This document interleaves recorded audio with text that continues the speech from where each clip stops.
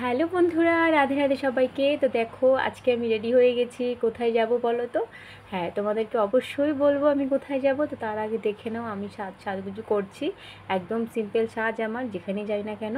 আর যেহেতু মন্দিরে যাব, বলিয়ে দিলাম তোমাদেরকে আজকের দিনটা হচ্ছে রাধা অষ্টমীর দিন, তাই আমি মন্দিরে যাওয়ার জন্য রেডি হচ্ছি। দেখো একদম সিম্পল সাজ, শাড়ি পরলাম, টিপ পরলাম আর মাথা আঁচড়াবো। আর আমার হাজব্যান্ড বাড়ি থাকলে আমি সেট পিন আপটা আমার হাজব্যান্ডকে দিয়েই করাই। আর দেখো ফাইনালি কিন্তু আমি রেডি হয়ে গেলাম, এটা হচ্ছে আমার ফাইনাল লুক। আর দেখো ফাইনালি আমরা বেরিয়েও পড়েছি। আমার হাজব্যান্ড দরজা বন্ধ করছে, তালা বন্ধ করছে। আর বাইরেটা পুরো অন্ধকার। আর তখন বাজে রাত্রি 9টা। আর সন্ধ্যাবেলা আমার মেয়ে আমার শাশুড়ি আগে চলে গেছিলো। আর আমাকে বলেছিল হাজব্যান্ড আসলে তুমি যেও। তো আমার বর এসে তারপর আমি বেরিয়েছি। তো দেখো ফাইনালি মন্দিরে চলে এসেছি। তোমরা দেখতে থাকো ভিডিওটা, অনেক ভালো লাগবে।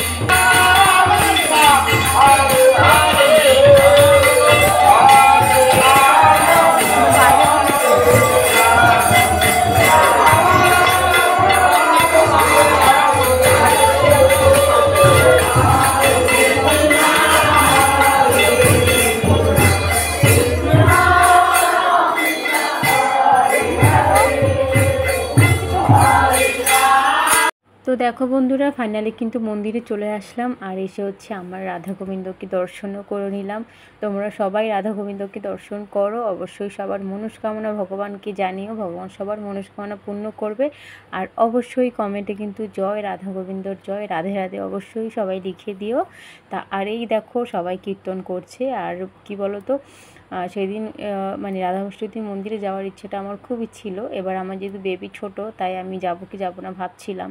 পরে আমার শাশুড়ি বললো ঠিক আছে তাহলে বর আসলে চলে যেও, ঠিক আছে আমার হাজব্যান্ডের সাথে। পরে আমি না যাবোই যাবো, এই সব দিন কি সবসময় পাওয়া যায় বলো?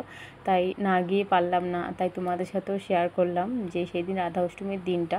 এই দেখো ওখানে সব আমাদের কাকা মানে কাকিমা জেঠিমারা সবাই, ঠাকুমারা সবাই লাস্টের দিকে নাচ করেছে। এত সুন্দর আনন্দ হচ্ছিল, মানে সেটা মনে হচ্ছিল মানে পুরোপুরি ভগবানের ধামে চলে গেছি, এমন এমন।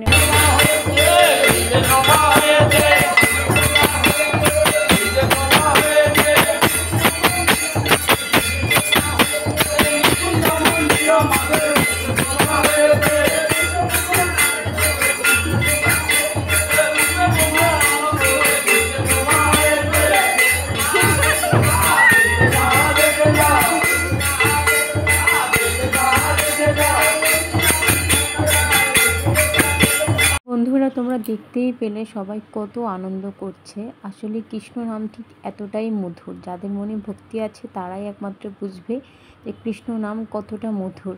তো দেখো ফাইনালি কীর্তন প্রায় শেষ হয়ে গেছে, তখন 11টা বাজে। সবাই দেখো খাওয়া দাওয়া এবার শুরু হয়ে গেছে। খাওয়া দাওয়ার মধ্যে ছিল খিচুড়ি আর ছিল ঘ্যাট আর পায়েস ছিল। তো দেখো সবাই খাওয়া পরিবেশন করছে। আর দেখো লাস্টে আমিও খেতে বসে গেছি। ফার্স্টে দিল ফল, তালের বড়া, তারপরে দেখো খিচুড়ি। ঘ্যাট এখনও দেয়নি, ঘ্যাট মানে আসছে আর কি দিতে। তো আমি ভিডিওটা আগেই করে নিয়েছিলাম। তো দেখো ফাইনালি কিন্তু আমি আমার পাশে বরকে নিয়ে খেতে বসে গেছি।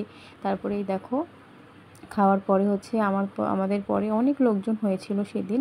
আমাদের পরেও আরও 2-3টে ব্যাচ বসেছে। তো আমি দাঁড়িয়ে দাঁড়িয়ে কিছুটা ভিডিও করছিলাম, কারণ তোমাদের শেয়ার করবো। টাটা বন্ধুরা, ভালো থেকো সবাই।